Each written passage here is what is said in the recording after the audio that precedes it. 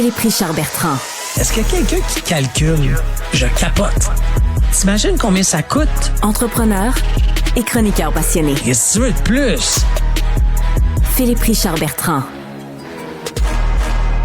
Philippe Richard Bertrand, bonjour. Salut. On va se parler de branding, de marque, de marketing. Le cauchemar pour des gens qui gèrent la marque Boeing est en cours actuellement. Ça se peut pas. Non, c'est terrible ce qui est en train de se passer. Donc, je te rappelle, Boeing a gagné un juteux contrat qui frôle le milliard de dollars pour développer une capsule spatiale qui permettrait le transport de vivres et de gens vers la station spatiale.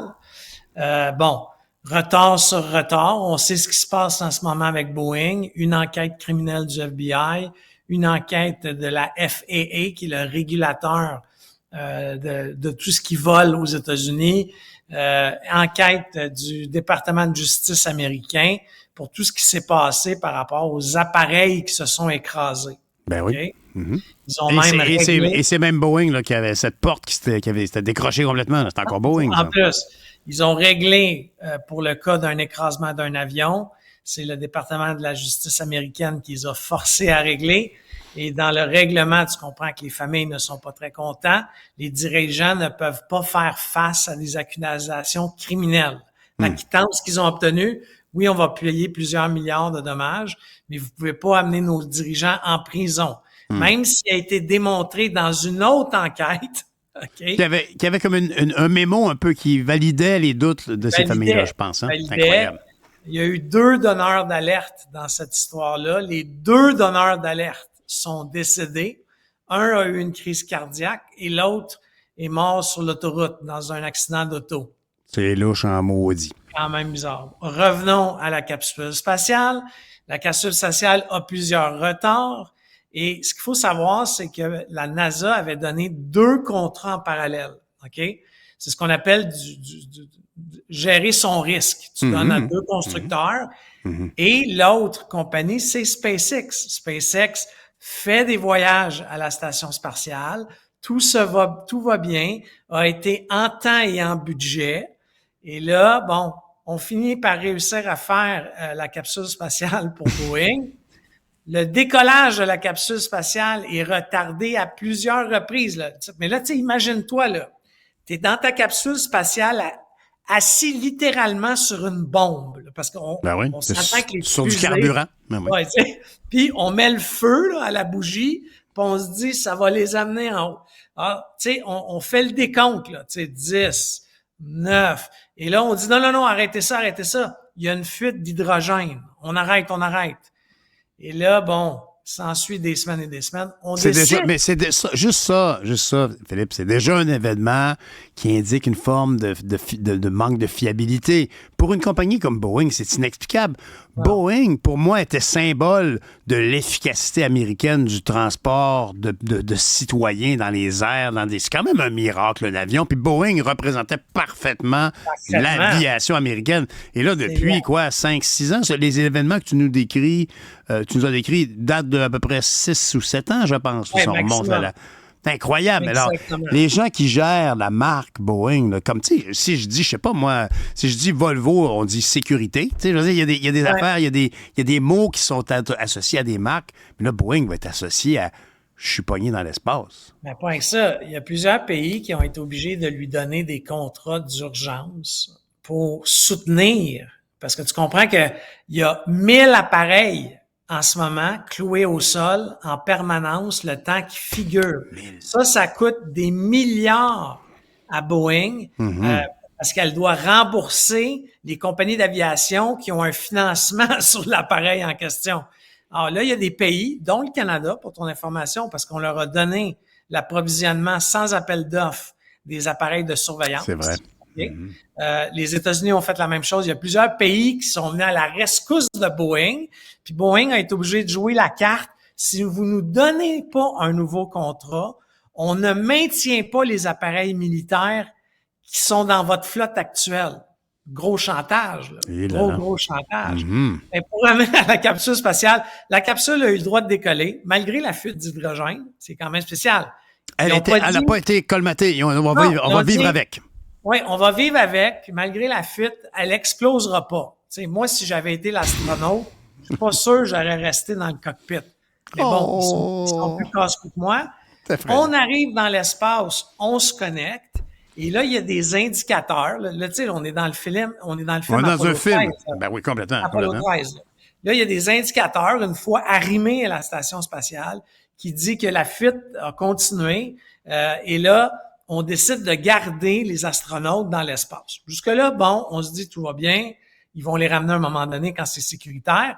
Mais là, ce qu'on apprend depuis une semaine, c'est que la NASA pense les ramener avec la fusée de SpaceX du mois de février. C'est l'humiliation finale. Total. Mais tu sais, puis même là, tu fais bien de le mentionner, là. Donc, c'est leur concurrent qui va peut-être les ramener. Évidemment, Boeing va chercher des solutions pour réparer sa propre capsule. Mais la réalité, imagine, ces gens-là étaient supposés être partis pour, je sais pas, moi, 30 jours, 40 jours. Ils vont avoir passé presque 9 mois en orbite. Les gens de la Station spatiale internationale, c'est des choses qui sont très préparées. Tout est prévu. Il y a des scénarisations qui sont faites pour simuler qu'on est dans la Station spatiale pendant des mois et des mois, voire des années. Et là, tout d'un coup, il y a 2 nouveaux invités qui débarquent. Puis, ils sont rationnés. Je comprends que là, on rationne les portions, tu sais, les portions de nourriture. Il n'y a pas de la nourriture à profusion. Tu sais, il y a tout un déclenchement de gestion de crise, OK, qui est en marche. Là, ce qu'on apprenait aussi, bon, il devrait possiblement être ramené par SpaceX au mois de février. Mais pour faire ça, SpaceX doit mettre 2 astronautes de moins dans la fusée qui décolle. Oui, ils volent avec 2 sièges vides pour monter, pour descendre avec 2 sièges de plus. Tu comprends que SpaceX va envoyer une facture à quelqu'un, là. Oui. Il y a quelqu'un Moi, qui je va voudrais payer pas recevoir une facture de Elon Musk. Alors, tout ça fait en sorte que, tu sais, c'est une saga. Et là, ce matin, il y avait un autre, moi, je suis quelques revues scientifiques aux États-Unis, mais là, il y a une revue, là, je t'enverrai l'article, là, mais qui dit que, admettons qu'il décroche. Parce que tu comprends, pour arrimer la fusée de SpaceX, faut décrocher la il y a un seul port d'attache pour le vaisseau qui vient les rejoindre. Je ne sais pas s'il y en a juste un, mais ils disent qu'il faut, pour arrimer SpaceX, il faut débrancher l'autre.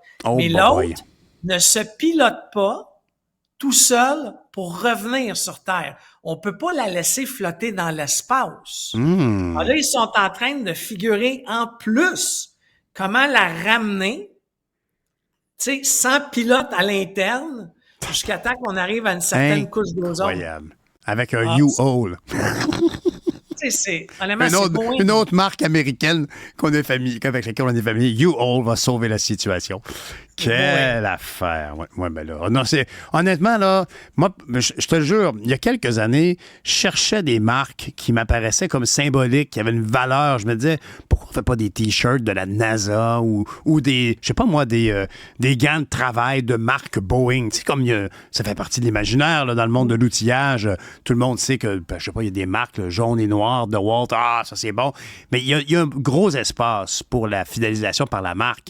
Puis à l'époque, je me disais vraiment, Boeing devrait peut-être investir là-dedans. Mais aujourd'hui, cette marque-là, elle est détruite au niveau de sa réputation. Là. Honnêtement, il n'y a rien qui nous rassure d'un produit Boeing. C'est bien malheureux. Je n'achèterais pas une casserole Boeing. Mais parlant de casserole, parlons de cuisine, d'hôtellerie, c'est la grande... Je crois qu'il y a 20 hôtels en grève actuellement. C'est quand même une revendication qui est des réalités toutes très différentes. Le syndicat a le défi de trouver les points communs dans la réclamation des employés. Pas évident, j'imagine. Ce qu'il faut comprendre, c'est que de coucher à l'hôtel, ça coûte cher. Tu sais, c'est un service qui est offert aux voyageurs, mais le prix d'une chambre d'hôtel n'a cessé de croître. Tu sais, moi, je me rappelle, moi, je vais souvent à Québec, une chambre d'hôtel à Québec, 150 $ plus taxes, je trouvais quelque chose de très bien. Aujourd'hui, Pierre, c'est 220 $, 230 $. Pour la même chambre, là, qui n'a pas été rénovée, qui a pas, ils n'ont pas mis de la nouvelle tapisserie, là. Par contre, le salaire des employés qui travaillent en hôtellerie, qui sont souvent, là, je te parle du personnel de chambre, le personnel de soutien, le personnel, c'est du salaire minimum. C'est du salaire minimum souvent décrété par un décret ministériel, par contre.